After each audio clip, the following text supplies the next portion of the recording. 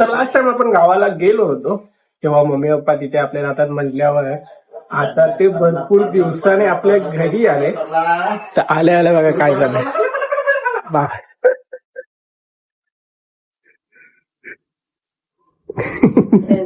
चालत आहेत तो चालत आहे चालली 3 पावलं टाकली 4 पावलं टाकली. त्यांच्यावर चालती. अरे बाप रे बाप. अरे बाप रे बाप. दमला दमला 4 पावलं टाकली. त्यांच्यावर टाकली तरी मग काय आपल्यावर मरते. आम्ही एवढ्या वेळ अरे भाऊ हे असं हे ह्याच्यात झालेत मुंग्या. आता हे ठेवले असं हे कशात मुंग्यांना जायला तर जागा ठेव. मग ते इथं ठेव ना म्हणजे ते बाहेर जातील. तशा नको काढू खराब होईल ते. आणि बाबा बाबांनी आणली तिला चालवत. सुख पाय टाकते बघ.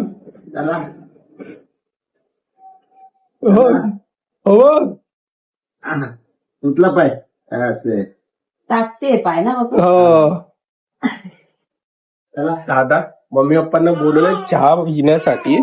तर हा जो चहा आहे हा पप्पांचा हा माझा सायलीचा मम्मीचा. मम्मी या पप्पा भाऊंना देते मी कोरा. मग नको म्हणते का मम्मी येते अजून. मम्मी येण्याची वाट बघतोय आता अजून. आणि असं आता कसं आम्ही भावंड आहेत म्हणलं मग ते बुकिंग असते. आता संध्याकाळी इकडे जेवायला मग सकाळी तिकडे. मग आता पहिले आता चहा पिताना आपण बुकिंग विचारू कधी कधीचे.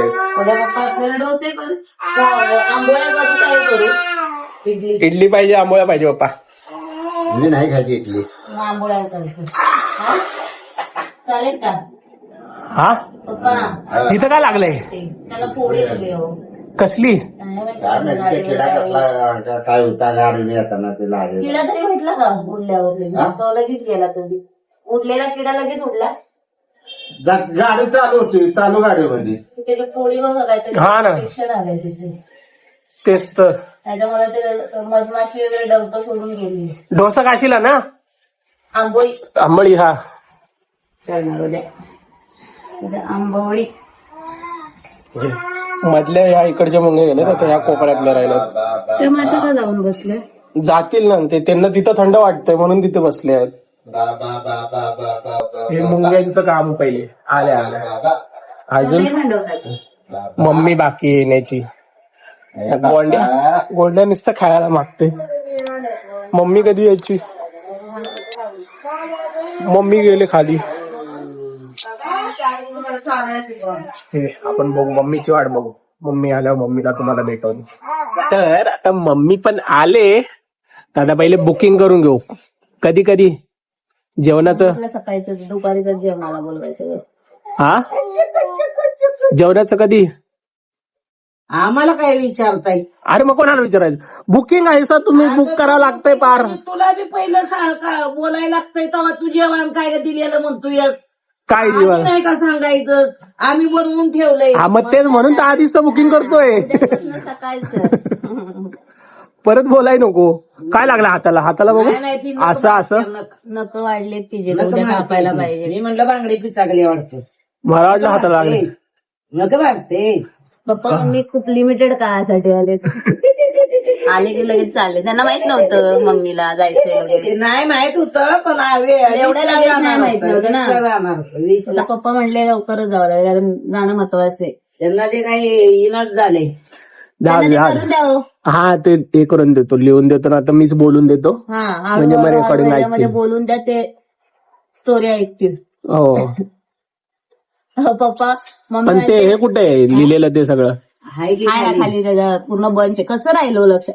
बघा त्यांच्या लक्षात हे राहील की काय बोलायचं काय नाही. मग ते अॅक्युरेट तारखा कशा राहतील. त्याने काय काय दिलंय ते वारले कधी विकली कधी घेतली काय. मग त्याला म्हणायचं नाही. त्याला आपल्या गोंड्यासोबत खेळायला बघ कोण आलंय. ये माऊ आले माऊ. गोंड्या दिसतोय कसा. गोंडो हे गोंडो पाय पकडते ती त्यात तिला खेळतात. हा कुठला खेळ कसं खेळतात बघा ना कधी. काय हा मस्त ना मग हे बघा दादा तिला मजा येते तिला खेळायला कोणीतरी पाहिजे असं बस बाकी काय नसतं. मग काय त्यात आपण तिघ मी आम्ही दोघं त्यात पण ती तिच्या कामात बिझी मी माझ्या कामात मीच आपलं editing वगैरे चिची चुचू गेली चुचू परीने.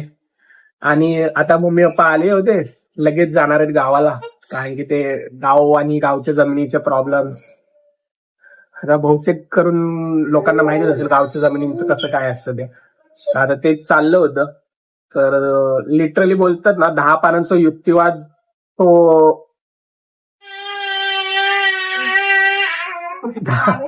10 पानांचा युक्तिवाद आम्हाला त्या वकिलांनी लिहून दिला होता की सांगितलेलं पप्पांना ते तुम्ही पाठ करा. आता पप्पांचं वय झालंय आमच्या जवळजवळ 60-65 असेल.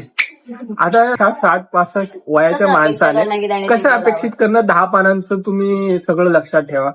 आणि ते लिटरली बोलतात ना की शुद्ध मराठी एवढं शुद्ध मराठी की ते आपलं रोजच्या दैनंदिन जीवनातलं मराठी नव्हतंच ते. मग ते अजून वडिलांच्या लक्षात येण्यासाठी असं ते वेगळंच होतं. मग शेवटी मी मुद्दे असे छोटे काढून दिले मेन असं ते दिले. त्यांना सांगितलं घे बाबू तुला काय खायला पाहिजे घे ना बिस्किट पाहिजे काय पाहिजे घे. तर ते सगळे मुद्दे मेन ते काढून दिलेत. म्हटलं बघा मला हवं तर मी पानावर पण लिहून देतो कोणत्या तरी की या तारखेला काय काय झालं होतं ते तुम्ही पाहिजे तर तिथे जाऊन सांगू शकता. कारण की ह्या एवढं सगळं 10 पानांचं लक्षात राहणं शक्य नाही. मला तर नाही वाटत असेल एवढं आपण. मग तेच चाललं होतं एवढा वेळ तेच मम्मी पप्पांची तेच बोलत की झालंय सगळं तिकडं सगळं झालंय. म्हणजे बोलतात ना घरबीर बांधून सगळं झालंय. लिटरली 70,000च्या स्टॅम्प 70,000 रुपये म्हणजे 200 रुपयाच्या स्टॅम्प पेपरवर 70,000 रुपये त्याने दिले होते. त्याच्या बदल्यात त्याला ती जमीन पाहिजे ज्याने समोर केस केले त्याला. लिटरली आता ती जमिनीची किंमत तिथे 20-25 लाख आहे. ती जमीन पाहिजे. आणि केसने आम्हाला एवढा म्हणजे त्रास दिलाय ना गेले 7-8 वर्षात एवढा खर्च झाला ना त्यात अजून एक आमची जमीन म्हणून आम्ही घर बांधलं असतं आहे का ना. मग काय आणि असं पण नाही की आम्ही फ्रॉड करून घेतले पण ते त्याचं झालंय की आता काय ह्याला ज्याच्याकडे घेतले त्याला पण पैसे द्यायचे आणि ज्याच्या आधी आता केस केले त्याला पण द्यायचे. एवढं तर दिलदार कोणी नसतं. तरी त्याने घेतलेले जेवढे पैसे त्याला दिलेत त्याला परत. तरी पण त्यांनी म्हणजे लास्ट टाइम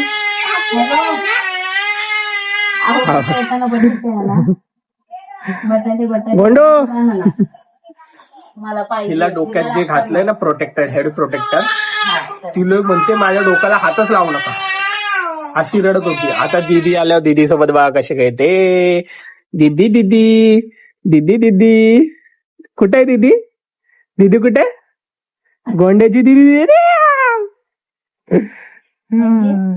ह्या सगळ्या म्हणजे आता पप्पा म्हणून कशी अपेक्षा करणार कसं होईल माहितीये का उद्या जर अरे आपल्याला एवढं एवढं शुद्ध मराठी आहे ना ते जे अपेक्षा करतात ना की त्यांनी ते बोलावं किंवा मम्मी पण बोलते ना आलंच पाहिजे असं तर उद्या त्यांना जर इतकं ऍक्युरेट बोलून पाठवलं आता ते वाचलं हा असं मग ते तसंच जाऊन बोलणार ना तिथे. समोरचा काय विचार करणार ह्यांना तर कोणीतरी शिकवून किंवा बोलून म्हणजे पोपट बनवून पाठवला त्यापेक्षा. आणि असं कुठेच लिहिलेलं नाही. आज मी हे मला सगळं माहितीये भले मी त्यात गेली नाही पूर्णपणे कारण मला जमलं नाही कारण आपलं तेवढं नव्हतं. तर पप्पांची माझ्या बजेट नव्हतं की मी या सगळ्यात जावं आणि त्या सगळ्यामध्ये तेवढं इन्व्हेस्ट करावं माझ्यासाठी. पण मला माहितीये तुम्ही जजकडे दिवसाला 50-60 केस आहेत. तो तुमचे 10 पानं ऐकत बसायला त्याला टाइम नाहीये. तुम्ही तरी ऐकाल का सामान्य माणूस तुम्हाला पप्पा सांगत होते तुम्ही पण बोरच व्हाल ना. मेन पॉईंट आहे ते बोलायचं. आणि आपण खरे आहोत आपण थोडी लोकांकडे लबाडी करून घेतले. ते झालं असं की आम्ही केले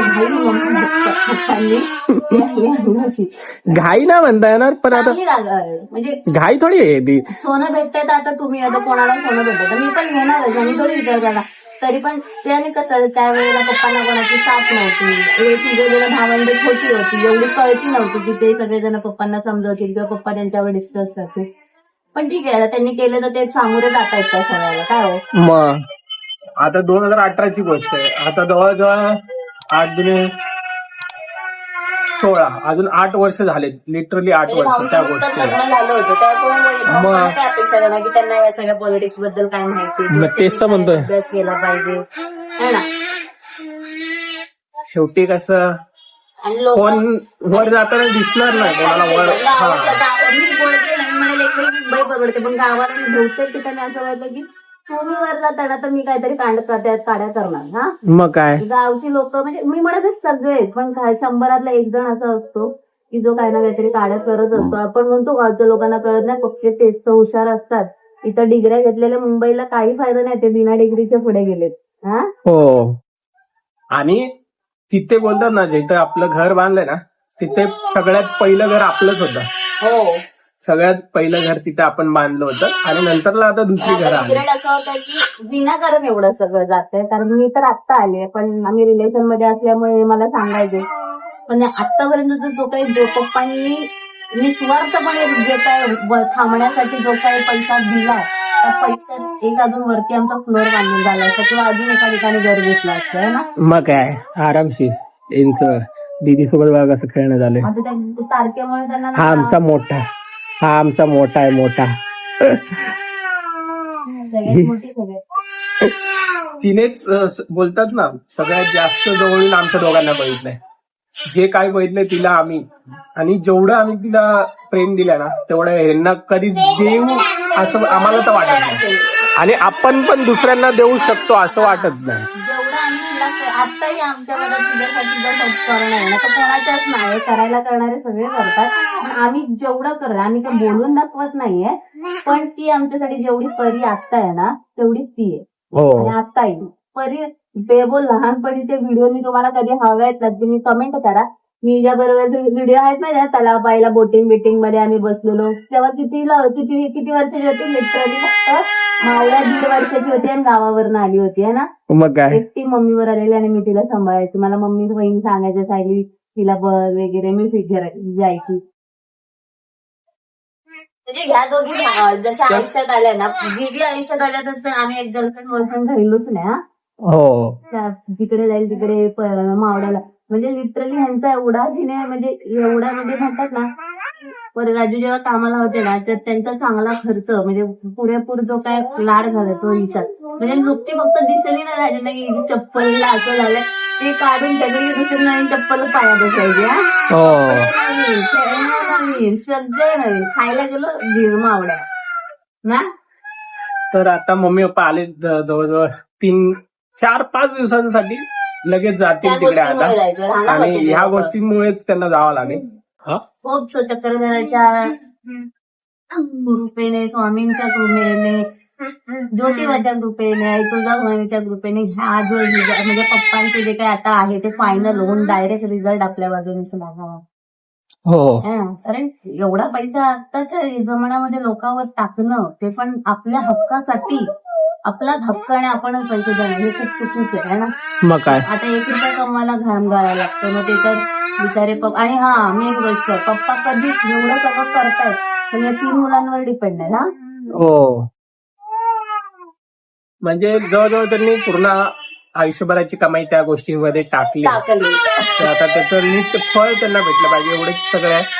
तर ठीक आहे फ्रेंड्स, हा ब्लॉग तुम्हाला कसा वाटला कमेंट करून नक्कीच सांगा. आणि तुमच्याही घरात अशा काही गोष्टी, अशा काही तुमच्या घरात केस वगैरे आली असेल तर आम्हाला पण त्यातून थोडाफार अनुभव द्या, अशी आमची इच्छा आहे की तुम्ही पण आम्हाला काहीतरी गाईड करा. तर ठीक आहे, हा ब्लॉग आपण इथं संपू, इथपर्यंत बघितला असाल त्यासाठी खूप खूप धन्यवाद. लाईक कमेंट शेअर करायला विसरू नका. भेटू आपण पुढच्या ब्लॉगमध्ये. राधे राधे.